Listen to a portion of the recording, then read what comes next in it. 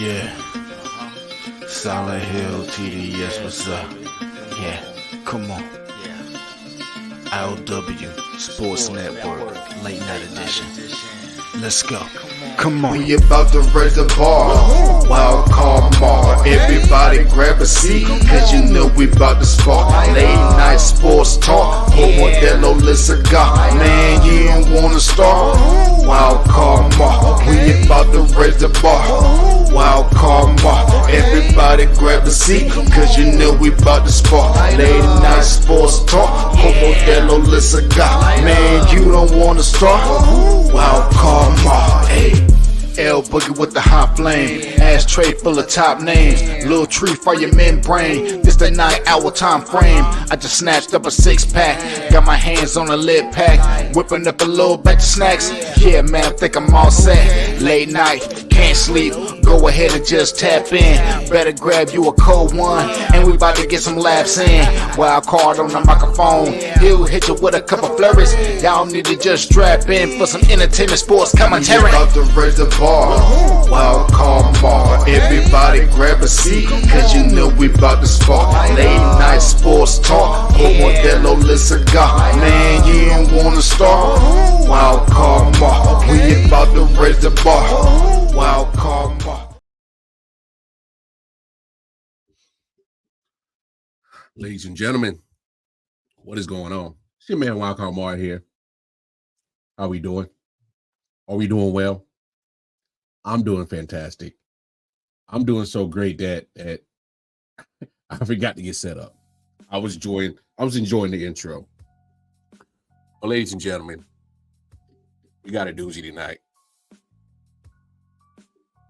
We got a great episode lined up for you tonight. You talking about rants? Oh, I'm gonna go on a rant tonight. I am going to go on a rant tonight. Boy, am I going to go on a rant. But before we get to that rant, you know what it is. Boy, I'm telling you, this is the show that you're going to make sure you're going to come back and watch again. What we got a lot to talk about. Obviously, we'll recap some Monday Night Football. We'll recap some Week 7. Okay. The NFL. Shout out to the New York Liberty. Shout out to the New York Liberty. All right. WNBA champions. First championship in 28 years. Matter of fact, since if I'm corrected, the inaugural season, something like that. Regardless, it's been a minute. Shout out to them. What a hell of a championship. My man Bobby G, what's up, bro? Hey, stay here, Bobby. You don't like this. We got some things to talk about. Shout out to New York Liberty for sure. Great finals. Had some overtime games. They both the Minnesota Lynx and the New York Liberty put it all out there. They did their damn thing. They had a great finals. All right. Say what you want about women's basketball, women's sport. They did the damn thing. All right. I'll talk a little bit more about them tomorrow for sure in the WNBA because I got to go more in depth with my research because we got to talk about the Players Union opting out the CBA. Juicy. We'll talk about that. But I got to start right here, y'all. I got to start right here because the nerve of certain people, all right? I literally just had to hear Ryan Clark on ESPN when Scott Van Pelt gives just a heartfelt, emotional speech because he said it was utterly ridiculous on how the reporters asked Todd Bowles repetitively about why did he have the players in the game with a minute left, down 10, and Chris Godwin gets hurt. I'm not going to show the injury on the show. I saw it live. It was nasty. It was nasty. It was a bad injury. Matter of fact, they had to put an air cast on his leg and got him to the hospital. All right. I'm not going to show that injury on my show tonight. I don't want to look at it again. It was pretty gruesome. Now, Ryan Clark, I love Ryan Clark. More times than not, I agree with a lot of things he says. This one, he may be right. And he's right because as football players, you are supposed to play to the 60 minutes, till the clock hits zero. He was right about that. Where I think he's wrong at is he said he doesn't want his players to feel like Todd Bowles gave up on them. Funny that you say that, Ryan Clark, that you don't want the players to feel like you don't want Todd Bowles to feel like they gave up on him. Because we're talking about a week 7 game, all right? We're about halfway through the regular season, and you want to play to the 60 minutes because you want to win the game. And this is Todd Bowles talking. I kept him in there because we're trying to win the game. That's what Todd Bowles has said in the presser after the game when the reporters kept asking him, why did you have the players in there? See, this is why I love to do what I do, because I got receipts, baby. Ooh, I got receipts. And I got a good receipt right here. Because I got a good receipt right here.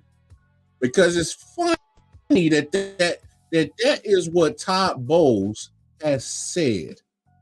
All right. It's funny that Todd Bowles had said that. Because if y'all remember correctly, all right, because me and Mel talked about this, and this is my receipt right here. And if Todd Bowles is saying, well, I want to win the game. So it's week 7, mind you. Okay. Well, where was that energy in that playoff game against the Detroit Lions 8 months ago? Oh, y'all remember what I'm talking about? Do you remember what I'm talking about? Just to set it up for you, this is the situation was Detroit kneeled the ball on 3rd down, and Todd Bowles had timeouts in his pocket. All right. Okay. So what I'm setting up for y'all is if tonight in the week 7 game against a team that's pretty much been playing prevent defense, they kick your ass all game and they just letting you have free will, and you think you just go onside kick and make it as mean as you can. No, come on now. But where was that same energy in the playoff game? Huh? So this is what me and Mel had talked about. I mean, ask Buffalo. If I'm a Tampa Bay Buccaneer fan, let me find it, y'all. Right there. It's left on the clock. I had it set up. I don't know. We're going to get there. All right. It's the same Brown that asked the game. There we go. And then Derek Barnes picking off at the end of the game. And then Todd Bowles not calling the timeout thing. Ooh. And then his explanation was kind of like, man, like, I'm glad you brought that up. It's like, nigga, what? You brought that up because I wanted to talk about that one in depth just a little bit, because so for those who didn't recall, I can't remember where the ball was at on the field, but they were in field goal range, right? Or at least in range to make could make a field goal, right. So, but it'd have been like maybe like a 40+ yarder, 50+ yard field goal if they went for it. But fact of the matter is it's 36 seconds, 37, 35 right there. It's left on the clock, and he had a timeout, so in 4-12. Right. So they would have had to do something. So kick the field goal more than likely because they were in somewhat field goal range. Right. You don't know if they're going to make that. Right. You don't know if they're going to miss it. I mean, ask Buffalo. And we'll get to that in a second. But I did not like that from Todd Bowles. You fight to the end. Thank you. If you ask me, dog, on some real, if I'm a Tampa Bay Buccaneer fan, I'm asking for the man's job. Right. I'm being serious. because this is a divisional game playoff. It's a playoff game. It's do or die. And on top of that, though, you look at before it happened, it's going 30. So if you missed the field goal, or if they had a punt, I can't remember exactly that. You didn't have to punt it to you. You got 30 seconds. You just proved you can come down the field and score in 30 seconds. You proved that. Mel. Yeah, it makes sense. Mel, you fight till you can't fight no more. Right. In the playoff game. You keep going until literally till the clocks strike zero. And I have given my all. You literally have an opportunity because you don't know if that field goal is going to be made. You don't. Right. That's the name of the game. Shit happens in the NFL. Right. The NFL be NFLing. regardless if they made it or not, I'm still going down fighting. I'm on some Titanic shit. I'm captain down with the ship. This is playoffs. Playoffs. This ain't week 1. Right. This ain't week 8. This ain't week 18, where there's probably nothing on the line, whatever it is or don't.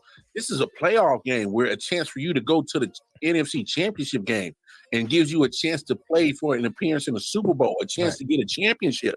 How does Todd Bowles not recognize that? You don't concede. There's no conceding in a playoff game. Right. For real. That didn't make any sense. Any at all. I forgot. Told you I got receipts, baby. That I purposely played that because I saw Ryan Clark give such a moving speech.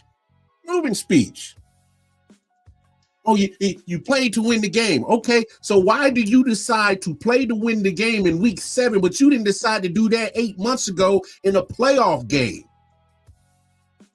Answer me that. Come on, Todd Bowles.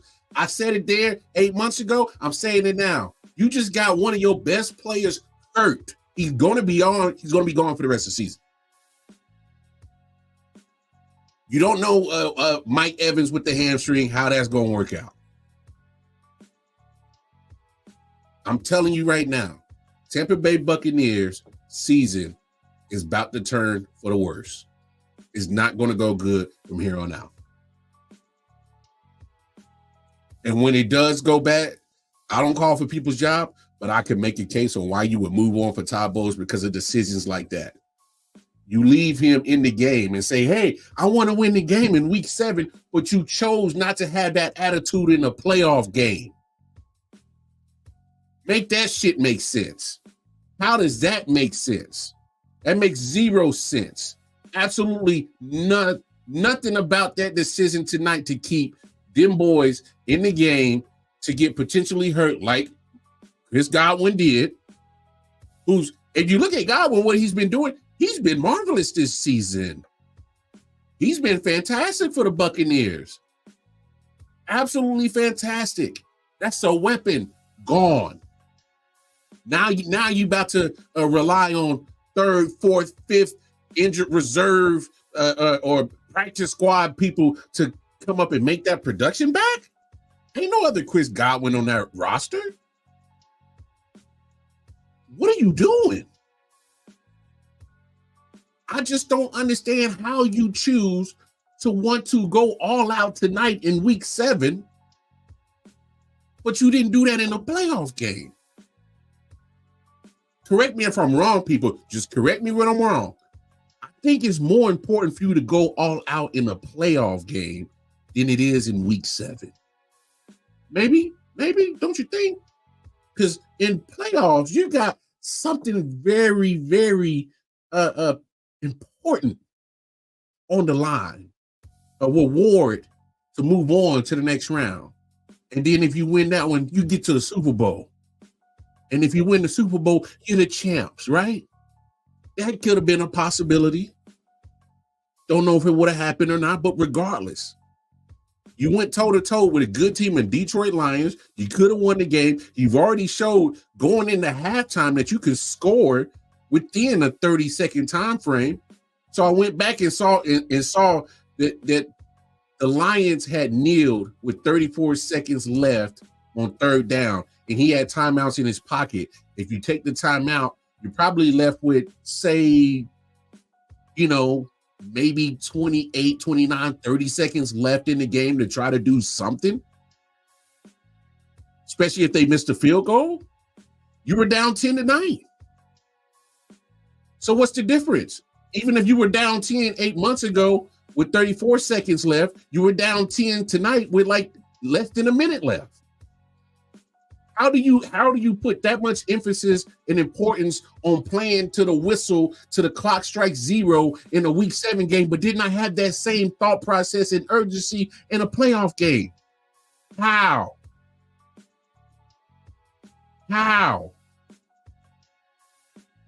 Like, I don't understand that. That doesn't make sense. That makes 0 sense.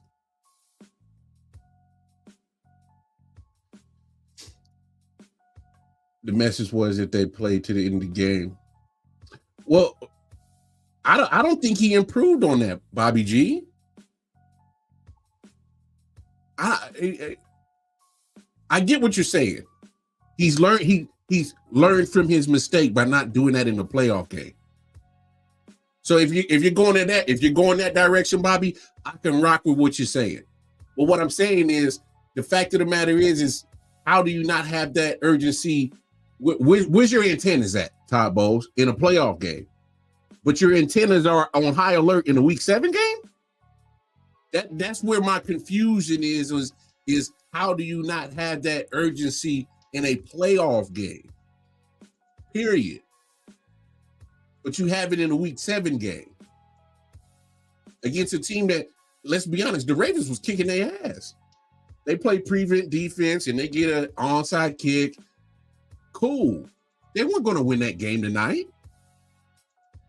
They had absolutely no chance of winning that game tonight. But now that you have that urgency tonight, now all of a sudden you're going to be without one of your top receivers. I can make a case if you want to move on from Todd Bowles.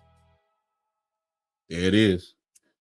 I can make that case because I for me as a player, and here's the thing, Bobby. Here's where I agree with you at.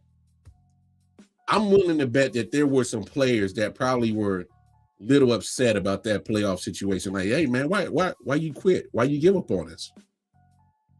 And then you go to tonight where he probably was like, I remember what they said. I remember how they felt. I remember how they approached me and they want me to make sure that I don't give up on them. Now, if you're going that direction, Bobby, I can rock with you. I can rock what you're saying. I definitely can rock what you're saying. So it's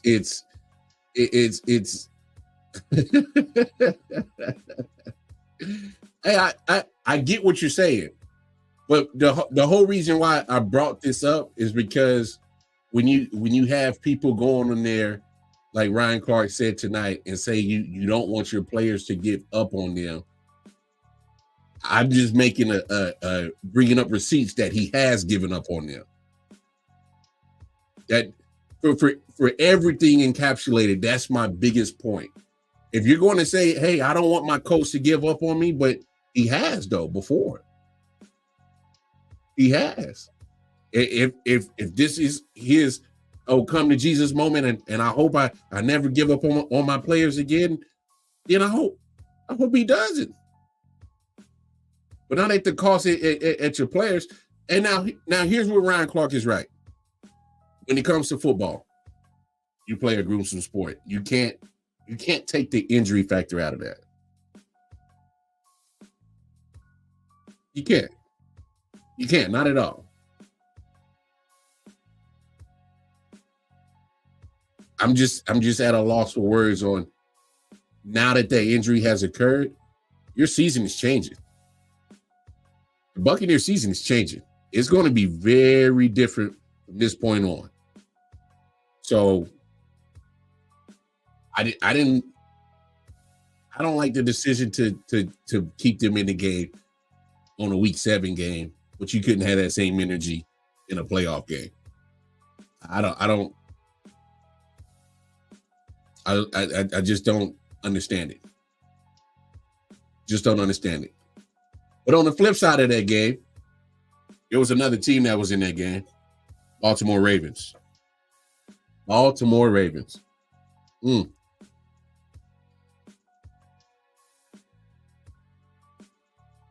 see it. It says Lamar Jackson MVP. Right now, if they were to end the season right now, based off of what's been played for 7 weeks, he's the MVP. And it's not even close. Not even close. Not even close. And the proof is in the pudding. Lamar Jackson right now is top 10 in completion percentage. He's in the top 10 of yards per game, passing wise. He's in the top 10 of TD passes. He's in the top 10 of QBR. He's in the top 10 of passer rating. And he's only been intercepted twice. He's one of the least sacked quarterbacks in the league. He's walking away with this MVP trophy right now. Absolutely walking away with this MVP trophy right now. Lamar Jackson is playing absolutely fantastic football right now. And you know what's crazy? As a Chief fan, I'm glad we got him week 1. Got him out the way. Got the tiebreaker on him. Because this man is playing bananas. He is playing out of his damn mind right now. Oh, and I didn't even mention his rushing ability. Imagine that. Imagine that. That the knock on Lamar Jackson is he can't be a quarterback. Year by year, his passing has gotten better, whether you want to admit it or not. Whether you want to admit it or not. He is he's doing it. Bobby saying Mahomes is 1, Lamar 2, Allen 3. Patty has lost all of his receivers and still undefeated, plus win over Lamar. And I'm not mad at that. I'm not mad at that. But here's my thing, Bobby. Reason why I don't even have Mahomes in my MVP voting or top 3 right now is because the fact that it's been more of a team situation where everybody has stepped up. The defense has stepped up. And if you're going by play, I don't know I can necessarily say that Patrick Mahomes is playing better football than Lamar Jackson right now. Because the numbers for Patrick just aren't there. Obviously, I watch all the Chiefs games for obvious reasons. There are some things that Patrick is just now. Not all his 8 interceptions are not on Patrick. I could probably just say about half of them he earned, and about the other half, yeah. And there's been some questionable decisions with Patrick. Now, Patrick, by all means, he's coming up clutch when it matters. He came up clutch yesterday against San Francisco when it mattered, when they needed to get some plays. He made them, yes. I can say that for majority of the games, Patrick has played okay football for probably about 3 quarters, and then 4th quarter, then he turns it on, and then he turns into Mahomes. So if that's what you're basing that off, I'm not mad at it. Just me personally, I need all 4 quarters for Patrick to be cooking. Lamar's cooking damn near every game.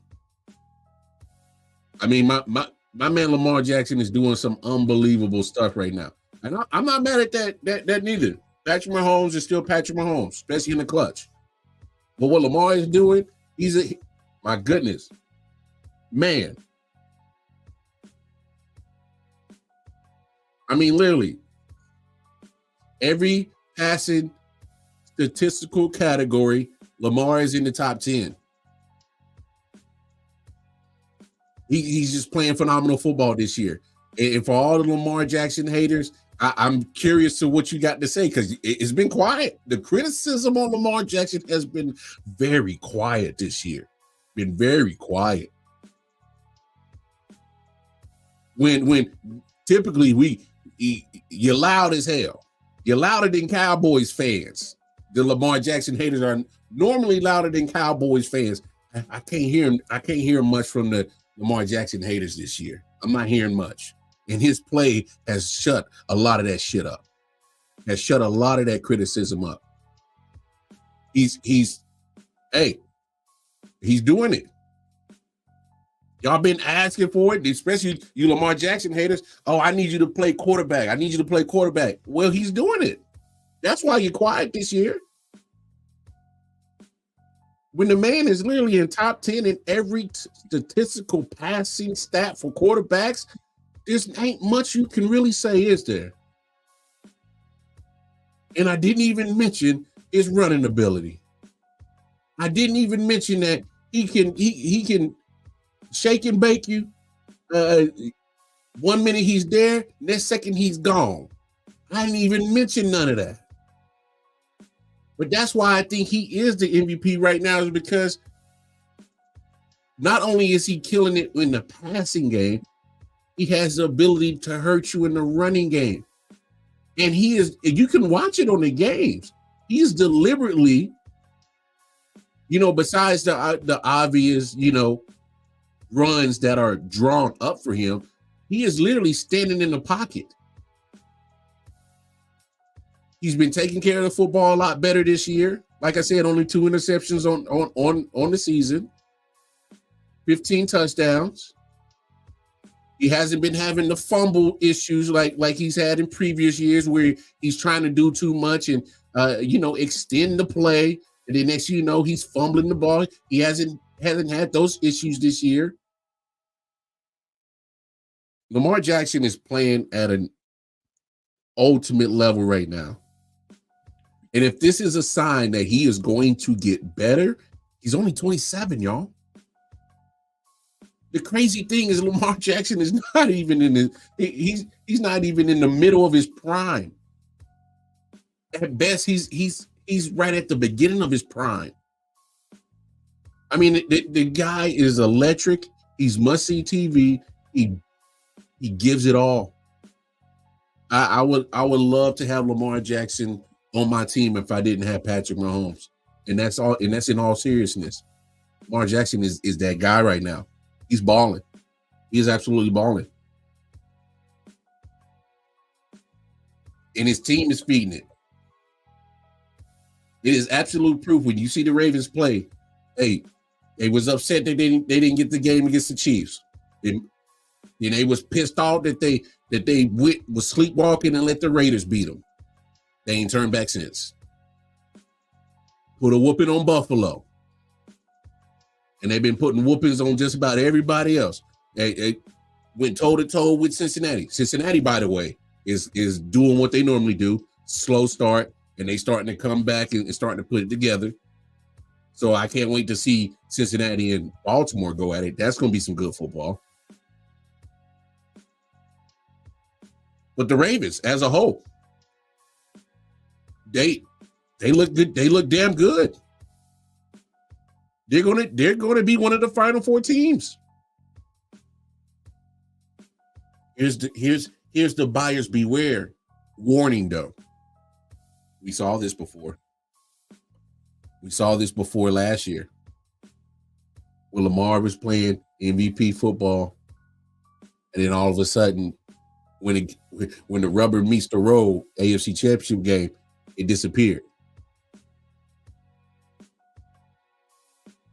Will this be the year that they get over the hump? Huh? I got to be honest. There's going to be some pressure on them to finally get over that hump and get into Super Bowl, get to the Super Bowl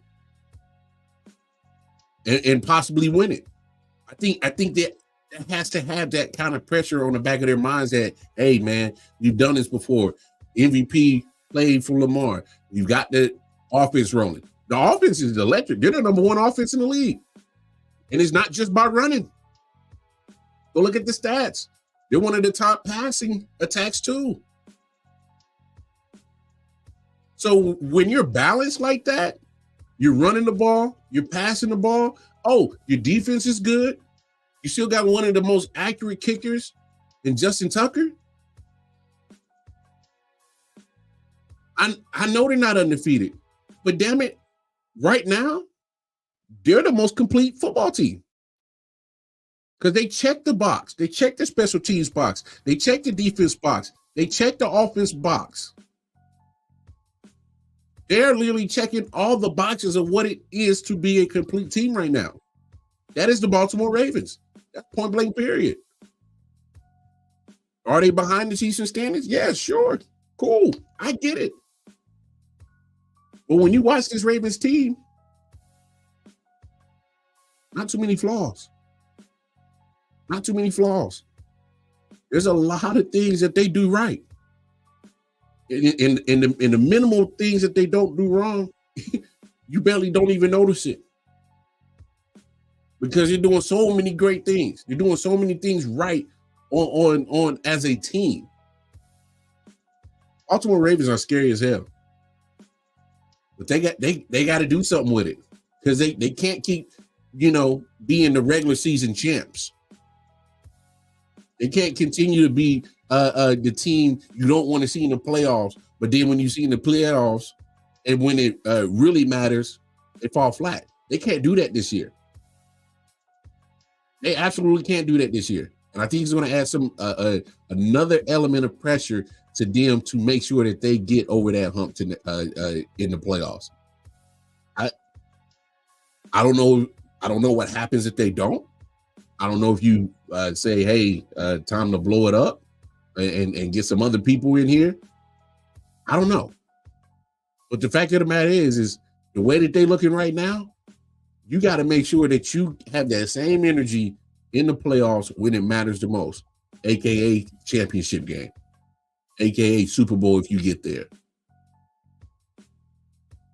Because you don't want to be continued as the team that is fool's gold when, hey, don't want to see them Ravens, but then you nut up against the Chiefs in the championship game. You can't keep having that. I think that's another element of pressure that we got to watch out for as football fans and make sure that they, keep that same energy because you're going to have to. You're going to have to. You need to. It's going to be, hey, let's put up or shut up time. Either shit or get off the pot. So they look damn good right now. Lamar Jackson is MVP right now. And it's all well and fine. But we still also got to give props and be realistic that you got to do it when it matters too. Oh, by the way, I forgot. Can we give a shout out to Mike Evans? 100 touchdown tonight. 100 career touchdowns. What a career. Man, been in the league for 10 years. Now 11 years this year. 1,000 yards every season. Give the man his credit. Hall of Fame career. I'm calling it right now. Say what you want. Mike Evans will be a Hall of Famer. The moment he retires, matter of fact, he'll be your first ballot. I said it. First ballot.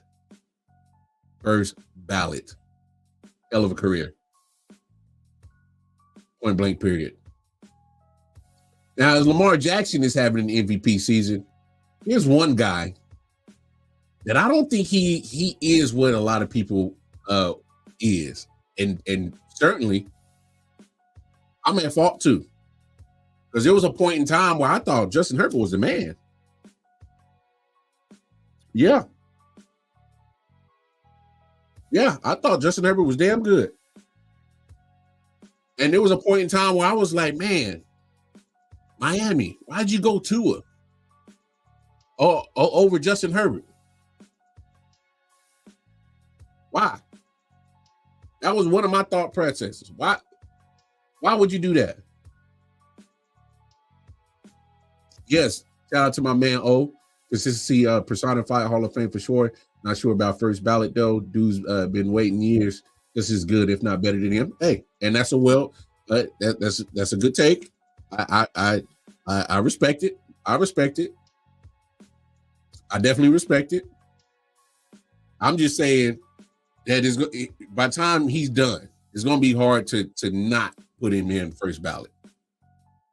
He's got the championship, and for some reason, you know, the Hall of Fame is supposed to be off of individual accolades, but they take account into championships, I guess. You know, so he has the championship. He has the numbers. He's you know, for the most part, the durability. You know, he may miss a game or two, you know, for some nagging injuries like the hamstring. He was questionable even coming in tonight before he left the game early. But for the most part, he's not having no serious injuries that's got him shelved for, like, you know, half a season or a whole season or big chunks of the season. So I can definitely make a case on why he should be in there. But this guy right here, Justin Herbert, man, I think it's time to have that conversation. Because I fell for the okie doke too. I was like, Miami, why would you take two over Justin?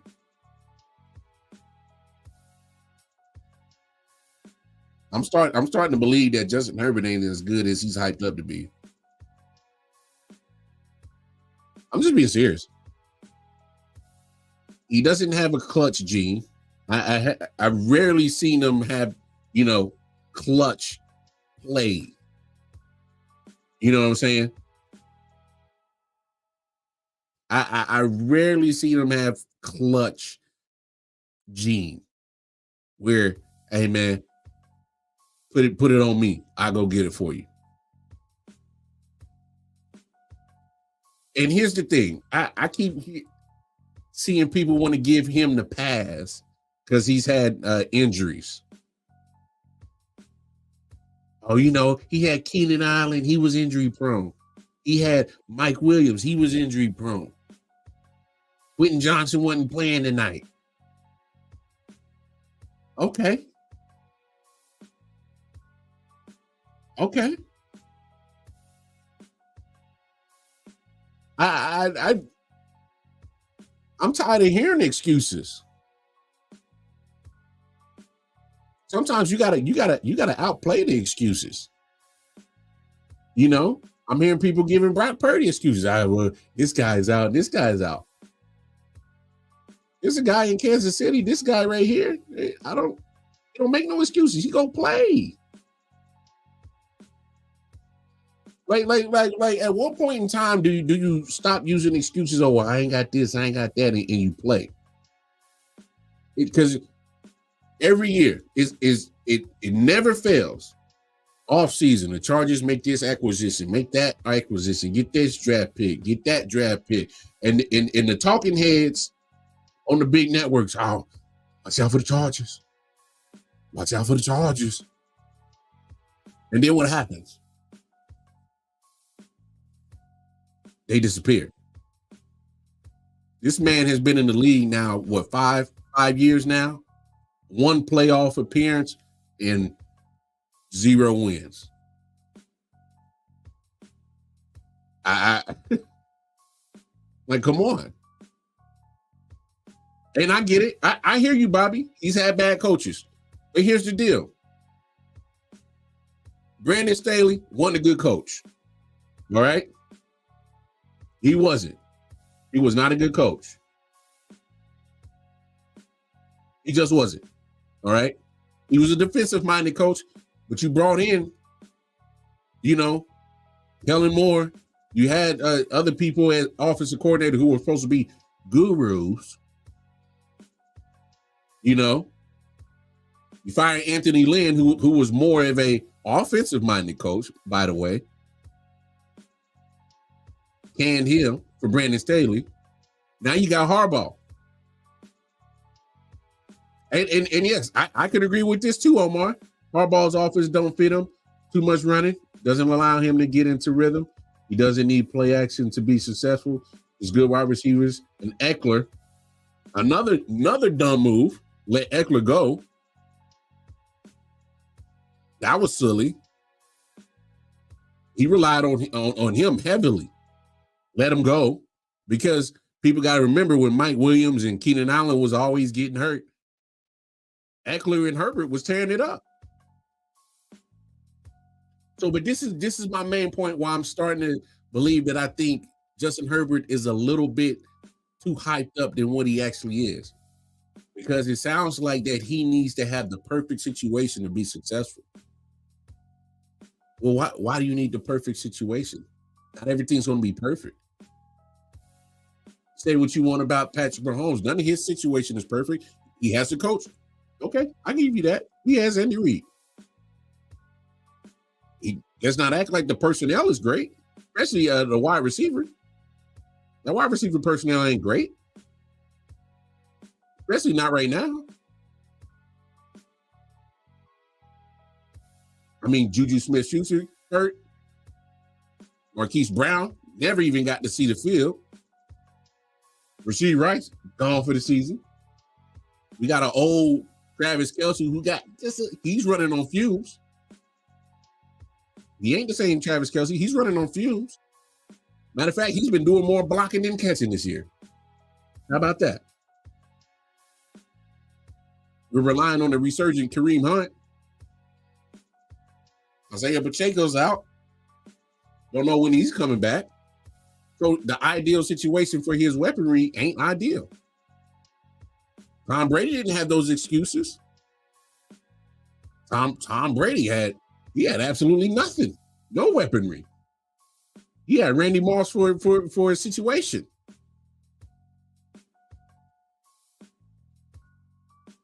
And he still got the job done. My main point is eventually you can't keep giving me the same excuse on why you ain't successful. You can't keep giving the same thing over and over and expect me to just say, oh, yeah, man, it's that situation again. It's this again. It's that again. Come on now. It's not perfect. It's just not. I can't. But we're talking about him as top 10 at one point. I bet he goes somewhere else with weapons and blows up. Possibly. So there are some talent does help. That's Tua. Tua all of a sudden gets Tyreek Hill, gets Jalen Waddle. He looks different. Weaponry does matter. Coaching does matter. But there are some things where you might have one or the other. More times than not, you won't have the both. You know what I'm saying? It's still not a perfect situation, Bobby. You can have the coaching, but the weaponry ain't there. You gotta like a perfect situation, in my opinion, is when you have the great coaching matched with the weaponry, and then it makes your job a lot easier. When all you got to do is just make the right decision, and not mess it up. Here's the key to Ferrari: don't crash it. So I mean, we'll just agree to disagree on that. I just don't think that Mahomes is in the perfect situation. He's in a good situation. I won't candy coat that. And Andy Reid makes a lot of people look better. He makes a lot of people look a lot better than what they're supposed to be.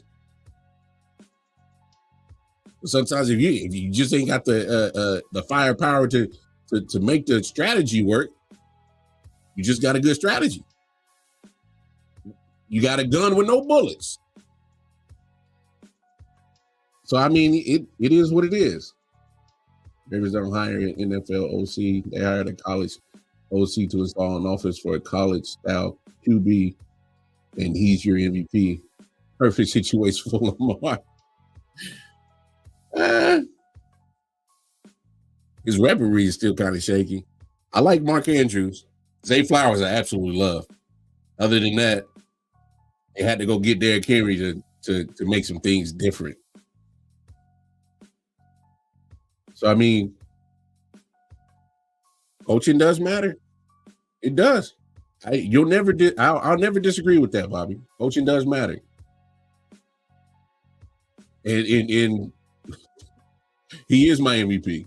Ain't nobody playing better football than Lamar Jackson right now.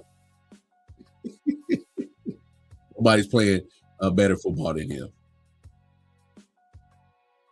Well, let's recap some of this week 7 action. Bobby, let's talk about this Friday on the Audible podcast. I'm gonna kind of touch on it real quick. Obviously, Deshaun Watson got hurt. There was some, colorful words that was said to him from the fans. I'll kind of touch on this a little bit more if we talk about this on Friday on Audible podcast. Tap in with us YouTube channel. I'm just going to say this for tonight. I think that when Deshaun Watson comes back healthy, I think yesterday was his last time in a Browns uniform. And I get it. The guaranteed money. If I'm a player, why would I want to come back and play for you guys? I'm talking about the fan base. I get it. Hey, don't get your emotions out of it. It's to be about business. Yeah, but we still human. We are still human. And why would I come and play for you sons of bitches? Y'all was happy that I got hurt. And just for y'all to be so fake and phony that if I come back and I actually start playing good, now you want to cheer for me? It's a little phony. And I can't do fake. That's just me personally. I can't do fake. Either you rock with me or you don't. I think Deshaun Watson played his last game in Cleveland. That's just me. I just think there's I'll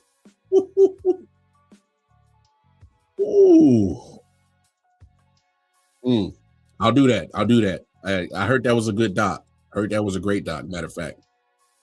Just me personally, I couldn't come back and play for that city. Couldn't come back and play for that fan base. Oh, Bobby. Oh. I think he played his last game in the NFL. Now you're talking, Bobby. Now that's a conversation starter. Now here's the thing, Bobby. I don't disagree. I think you own something. Because here's the deal.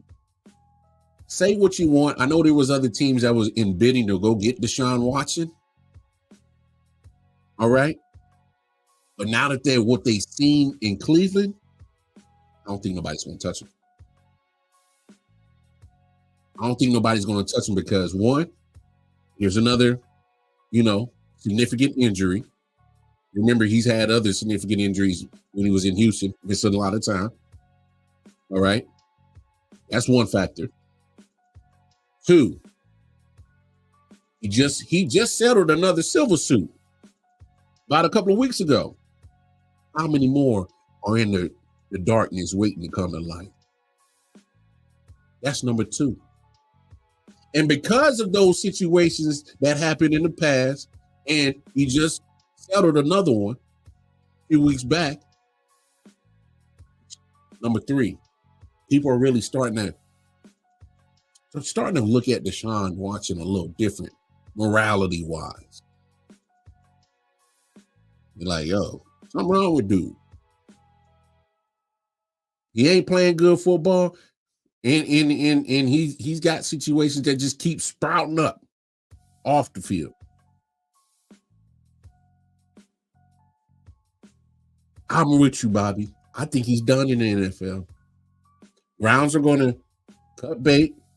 They'll eat the dead cap money or whatever's left on that guaranteed contract, because there's still a whole buttload of guaranteed money still left on it. They'll be perfectly fine eating it. They'll be in the draft. There's just a lot of things that is just not going well for him as a whole. Yes, Bobby, I'm with you, my dog. I'm with you. This is third ACL. Yeah, he's had ACL, shoulder, contract, lawsuits, and performance hasn't warranted another opportunity, unfortunately. Bingo.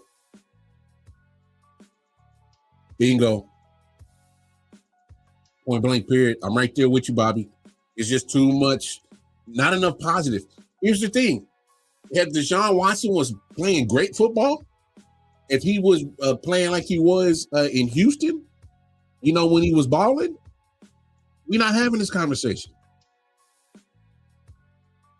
Because let's be honest, when it comes to the NFL, if you play great, they could look past them. They could have looked past some silver suits for the sake of business and what you could bring for the team. They could have looked past it. But he's not. And he's been injured. He missed about half the season last year with the shoulder. Now Achilles this year. So around about the same time, at middle of the season, boom, gone, injury. And it's on the heels of not really playing great. And it's on the heels of 20 plus silver suits the year before, another one this year. He's the cat that has killed all of his 9 lives. He is literally the cat that has killed all 9 of his lives. There's no way I see another team willing to take a risk on him. Because there is uncertainty if there's going to be another silver suit popping up out of nowhere. You can't guarantee that there won't be another one. That's the problem. And you can't guarantee that he's going to get back to his old form. Because we've had more than a few games to have sample size that he's going to get back to his old form. No, we've seen enough, and he's just not getting back to his old form. We've seen enough. Bad performance plus uncertainty of more crap off the field. You can't touch this motherfucker. You can't touch him. It'll be a PR nightmare. It'll turn your fan base against you as an ownership. You don't believe me? Look what's going on in Cleveland. That fan base is not a fan of him. Majority, I should say. Because it wasn't all those fans in that stadium that was cheering when he got hurt. It was a good amount. Enough that it was loud. Enough that he had his teammates to kind of, say some things in his defense. I don't think you can touch him no more. Ain't do it. Can't do it. Just can't do it. Oh, what else happened in week 7? Ooh. I was told that if you get Devontae Adams, you was going to be a good team.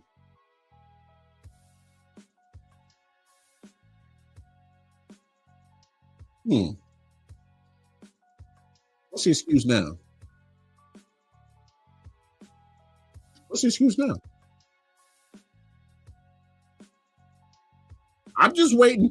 I'm waiting for another excuse. I'm waiting for Aaron Rodgers to bring his old silly ass on Pat McAfee show and try to tell us another excuse on why they didn't win. I'm just waiting. I just got to say this, y'all, and I got to get this off my chest. I was always a big fan of Aaron Rodgers. But this dude, his latter years in Green Bay and what I'm seeing in New York, has he always been an asshole like this? A little pompous piece of shit like this? Has he always been like this, but we just kind of glossed over it because he was good? Has he always been like this? Because this dude that I'm seeing lately over the last 2-3 years, I'm like, who does this motherfucker think he is? When the play that you're providing, you can definitely see the decrease in it. We talk about Sean Payton being a milker of a Super Bowl, Doc Rivers being a milker of an NBA Finals. Hell, this motherfucker ain't won since 2010. And he's had all the home field advantages. I mean, we talking about how many times has this man was in Green Bay, had the number 1 seed, home field advantage, didn't get the shit done. But he got the attitude of a Michael Jordan right now. As if I'm that man. You once was a bad man. Now you just a bad man. Like, ugh. Like, who does this guy think he is? Has he always been like this? Have I was blinded by his great throwing of the football for so many years that I was blinded to see that there was just a total dickhead behind him? I must have missed that. Because this dude right here is a straight dickhead. I don't like him. I'm really starting to really not like this dude. Because he's going to give every excuse. Throwing his teammates. He threw Mike Williams under the bus last week. Y'all saw that. He threw him right under the bus. He's supposed to be on the red line. When I'm throwing a no-look pass 50 plus yards down the field, underthrown. It was his. You got it, Aaron. You got it. I don't know what to make of this Seattle Seahawks and Atlanta Falcons. I know they went toe-to-toe yesterday. Seahawks got the win. These two teams look good one week, and then they look the week next. I don't know what to make of neither one of those teams. I absolutely don't. I have no clue how to really feel. I don't know if they're good. I don't know if they're bad. I don't know if they need the straight shitty opponent to be good. I don't know. I really don't know what to really think of them. I have absolutely no idea what to think of them at all. Somebody help me out. I don't know. I don't know what to make of them. Like I said, the Bengals, hey, they doing what they normally do. Look piss poor, and they're going to start turning it on. Here they come. Vikings finally take their first loss. I still think they're a good team. When I do my top 10 wildcard Mar rankings, they won't move too far down in my top 10. I still think they're a great team. I just think the Lions are that much better. Obviously, they won the game, but I was kind of, and Bobby can attest to this. I was a little hesitant on what they would look like defensive wise without Aiden Hutchinson. They didn't look as explosive, but they still got 4 sacks. Still did their thing. Still took care of business. Still got pressure on Sam Darnold. So, hey, maybe I just got to give, just got to give props to Aaron Glenn, finding ways to still dial up the pressure as the defensive coordinator to make sure that they still brought it. They did. So there's a lot of things that I'm not worried about no more. Texans and Packers. Damn it, I got to start listening to my man Bobby. He said Lambeau Field. Lo and behold, Texans got bit in Lambeau Field. They did. Texans are still a good team, but they starting to kind of worry me a little bit. They starting to worry me a little bit. They don't look as explosive, I should say, as they did last year. You know, obviously, I think more teams are definitely they're putting a little bit more pressure on CJ Stroud this year than what normally would have done. They're definitely doing that. If there's one team that should be mad at themselves, it should be the Giants. Seeing Saquon Barkley run all over your dumb ass is like, yes. Yeah, we're just gonna let you walk. We're not gonna get no compensation back. Yeah, we'll test that free agency market in the running back. Remember, we don't pay running backs in the NFL no more. It me. Not only did he get paid, he is busting y'all ass. No diddy. Come on now. Yeah, some interesting stuff in week 7, man. Interesting stuff. The Dolphins. That insurance would have worked. Got to be in all hands like Allstate. And he didn't. Interesting. Tua wants to play this weekend. Hey, do what you got to do. Stay healthy, bro. That's all I ask for as a football fan. Stay healthy. I don't want to see you no more concussions. Can't guarantee that. Can't guarantee that. But I know Tyreek and Jalen Waddle will be happy because they're like, yes, quarterback is back. Our numbers going back up. They need it. They absolutely need it. Interesting week for sure. Interesting week for sure. I don't know what to make of next week's. It's going to be some interesting matchups for sure. I'm definitely looking forward to that Eagles-Bengals matchup. Obviously, the Eagles want to, stay in lockstep with Washington. We got another win yesterday. They took care of business against the Carolina Panthers. Jaden Daniels left the game. Marcus Mariota had actually a good game yesterday in relief. Looking forward to that. Obviously, you got Falcons, Buccaneers, 4-3, 4-3. The top 2 teams in the NFC South. We'll see what happens with them. Definitely looking forward to that matchup. Bills, Seahawks. Looking forward to that matchup. I think that'll be dope. And then, of course, can we flex games already? Why the hell they got Giants on Monday night?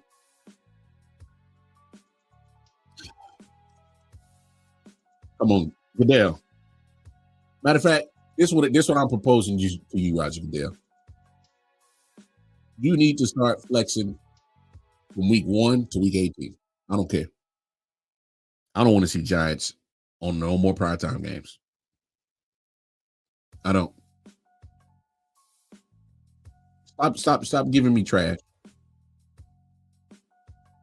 Stop giving me trash on primetime games. Stop giving us fans trash on primetime games. Flex that shit. Flex it. Absolutely flex it. I'm tired. I'm tired of looking at that crap on TV. I'm tired of looking at Daniel Jones, sorry ass, making $160 million damn dollars to be a bum ass. I'm tired of that. We got Giants fans agreeing. I'm tired of that. Put Daniel Jones' raggedy ass on 1 p.m. Eastern Standard Time every damn week. I'm tired of seeing his bum ass in primetime games, the standalone game for the whole world to see how he is severely overpaid. Stop doing this shit to us, Roger Goodell. This shit's getting out of control. Out of control. I mean, this Bears Commanders. That's next week. That's next week as well. Of course, Cowboys and Niners Sunday night. Rivalry. Those 2 teams need the dub. Here's a game that I think most people need to pay attention to, but probably won't. Colts Texans. 4-3 Colts, 5-2 Texans.